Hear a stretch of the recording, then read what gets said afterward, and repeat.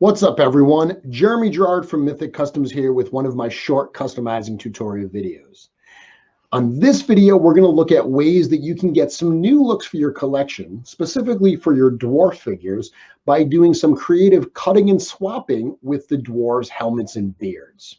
So if you've gotten some Mythic Legions figures, specifically some of the dwarves or barbarian, you've probably seen that one of the heads that they've used quite a few times is the head that I'm showing here. This is a Bothar Shadowhorn from the very first Mythic Legions wave. This head, awesome head, it has come on a number of the figures. In addition to Bothar, it was also available on the Barbarian Legion Builder, or the Barbarian Builder kit, I should say. It's available on the Cavern Dwarf Legion Builder. That dwarf figure came with two heads, a version of this being one of them. It's come on a number of other figures as well, and it's an awesome figure, but if you start getting an expansive collection like you see behind me, you're going to realize that you're using this head over and over and over again for your display. The cool thing is there are some fun things that you can do. There are some ways that you can create new looks for your dwarves using the existing Mythic Legions parts, or maybe even some other beards. So we're going to look at that in this video.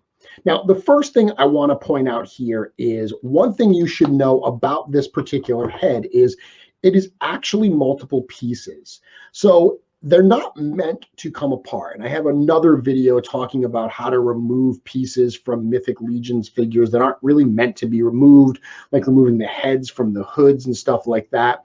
This beard is not meant to be removed, but with a little determination, you can get it out. And what it is inside of that head, this beard is a separate piece. It's got a little peg that actually pegs into the helmet itself and is glued in there. It makes sense why they would do that. It certainly makes it a lot easier for them to paint at the factory without having to try to, go around that beard. If this was all one solid molded piece, you would certainly get some paint bleed over from the helmet to the beard. But because it's two separate pieces, you get really nice paint applications. And because it's two separate pieces, for customizers like us, we can use that to our advantage. So you can pull this out. Some of them, if the glue's not real strong, honestly, just a little bit of pressure, you can pop it right out. Others, you may need to heat it up a little bit to soften the plastic and really kind of work at it. But once you do that, once you separate that, you will have a separate beard and you will have a separate helmet. And you can do some really fun things with it. So one of the things that I'm going to show right now is actually a barbarian figure that I did. Now, this uses that same head, the same top head part that you just saw on Bothar, but it actually uses a beard that's not from the Mythic Legions line. It uses a beard from a Lord of the Rings Gimli figure, specifically the Gimli figure, how he looked during the last scenes of Return of the King, during kind of the coronation of Aragorn. That was a point where Gimli kind of let his beard kind of just fly a little bit. It's really, really big and bushy, and it makes a wonderful addition to these figures here. Let me show you a better picture of that so you can see exactly what I'm talking about. Okay, so right here you can see that what I've done is I've separated the Mythic Legions beard from the Mythic Legions head. So that upper part with the horns, that is one of these original pieces. I believe it was actually from a Barbarian Builder. I added a little bit of paint applications to that, but the big change here is that bottom beard. Now, what I did with that was I had to do, as I said at the start of this video, some creative cutting. I used an X-Acto blade to slice off that beard where I felt it would need to be sliced to realistically be cascading from underneath this helmet. Whenever I do this, and using an X-Acto blade to cut pieces apart, that's something I do all the time. I actually have another video about that topic as well. But one of the things that is essential is make sure that plastic is pliable. Make sure that your razor is nice and sharp. Okay, if you are using a dulled razor, and they do dull pretty quickly, you're going to have a much harder time. This is not easy to do, and it is a bit dangerous. You are using a razor blade. So what I have found is the easiest thing is heat up the plastic just a little bit. Use a hot, a hot air dryer, a hot, hair dryer to heat up that plastic. It makes it nice and soft and pliable, really easy to cut. And then make sure you put a fresh blade in your X-Acto knife. That, if you are very careful, is the best way to cut this apart. But what I did here was I looked at that Gimli figure. I figured out exactly where it would need to be cut, sliced that beard off, and then just glued it underneath that helmet. The actual port to put on the neck peg for Mythic Legions is part of the helmet itself. So that helmet still plugs right onto the figure body, and you have that beard right underneath it. That creates a very, very different look for your Mythic Legions figures. So that's one thing that you can do here. Now, you don't only have to work with this head. There are other heads that you can use as well. One of the other dwarf heads that's available in quantity is this one here. And I'm showing it on Orn Steelhide. This dwarf head doesn't have a beard. It's a full kind of helmet. This is one that has come also on a number of different dwarves over time. I mentioned the cavern dwarf a little while ago. This head, as well as the bearded head, both came with the cavern dwarf. So this is a head that if you have extras of, you can absolutely use. You can use this in combination maybe with other dwarf beards. So there are a number of dwarf figures. Obviously, there's Thord Ironjaw, there's Joran Runeshaper, there's Bromden Ironjaw. You can take the beards from those heads and actually slice them off and combine them with these other heads. Now, okay, I know what you're probably saying. This is kind of scary. And I'm not going to lie to you. It really, really is. And I'm not suggesting you slice apart a Thord Ironjaw head. Thord is a really, really hard to find figure. If you've got one in hand, you're probably not going to want to start slicing it apart. But there are other dwarves that you can do this with. If you have extras of this head, you can totally use this beard. Or I mentioned King Bromden Ironjaw. Bromden is a much more readily available figure. That is one head that you could possibly cut apart to use. I'm going to show you how I did that right now. So this was a custom that I did that I called a frost dwarf. I absolutely love doing cold weather Arctic type customs. I've done a number of them over time, and it made sense to do one that was a dwarf. So what I did here was I took a silver dwarf Legion Builder head, and that head is identical to the one that I just showed you on Orn Steelhide. The upper part of that helmet has a really, really wonderful shape. Below that point, the actual head almost has like a sculpted beard type piece. But if you slice that off, and if you look at the actual head, you can see there's a definitive line of the helmet where you would want to slice. Once again, you're going to take it slow. You're going to want to be careful. But if you slice that head apart, the port to plug this onto the head remains on the top of that helmet, and it gives you an upper helmet piece, kind of similar in principle to what we just did with that barbarian helmet where we pulled the beard out. This gives you just that top piece.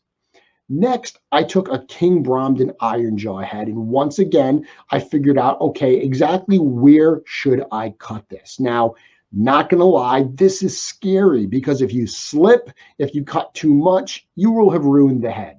I have ruined more than one King Bromden Ironjaw head trying to do customs like this one here. So it is not super, super simple, but it is something that if you've got the extra heads, if you want to kind of, kick your customization up to a next level and not just use third-party heads or existing Mythic heads, but kind of make some of your own, this is certainly something that you can try. One thing I will offer is you can always cut more away. You can never really add stuff back on.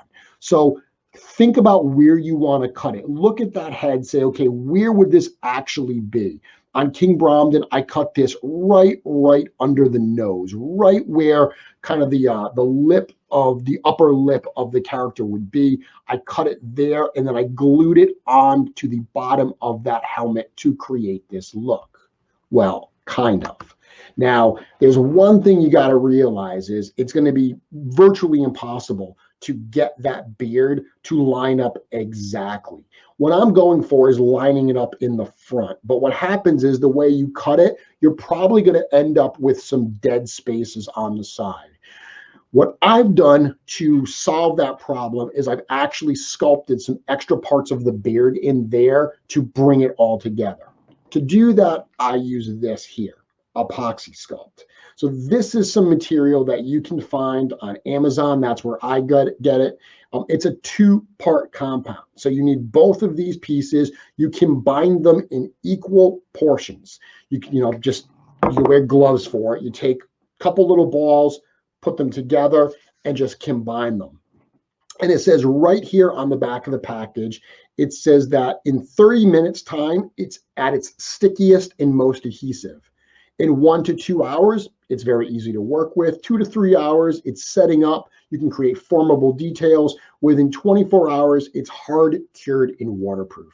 The great thing about epoxy sculpt is it doesn't require any kind of heat to set it. It just requires time. So if you put it together, what I do is I put it together, I give it about 30 minutes, and then I add it to the actual dwarf. And it's almost like working with Play-Doh. You kind of put it on and you're filling in that space, right?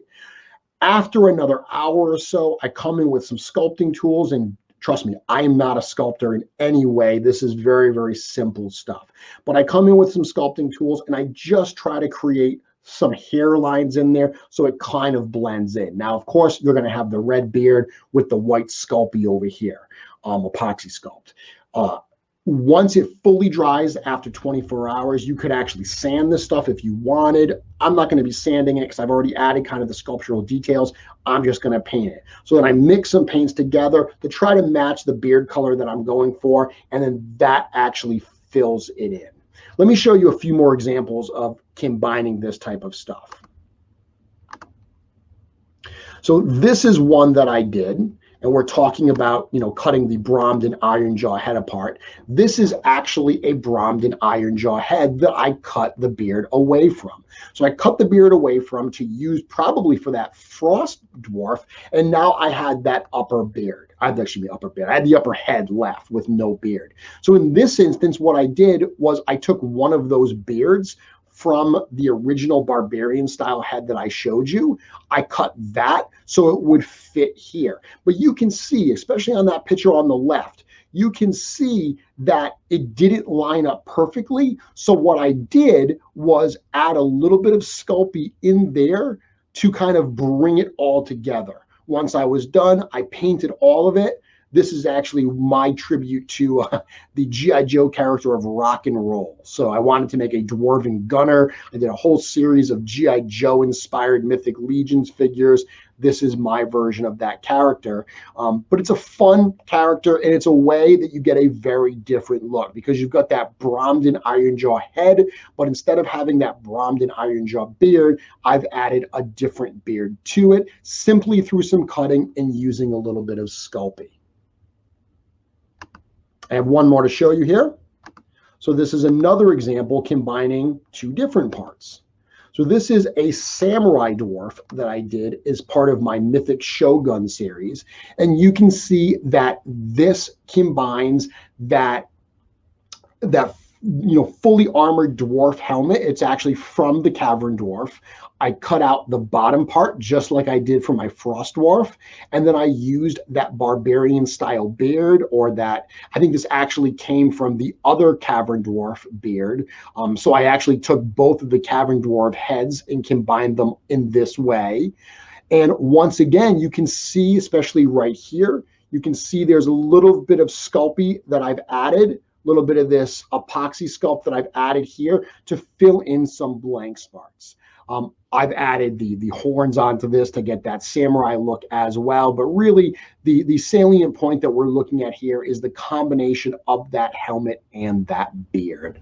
So that's a really fun way that you can get some different looks. And if you can find some different characters with some different beards, you can certainly use those as well. I've seen Nikki Nicole Cheney actually pull apart Joran Runeshaper figures and Halmer Golden Tooth figures and combine them in that way. Got to remember, Nikki, myself, we've been customizing for a really long time. So there were points that those figures were not as hard to get our hands on as they are today. Certainly some of those combinations probably were back then when they weren't as rare of figures to acquire.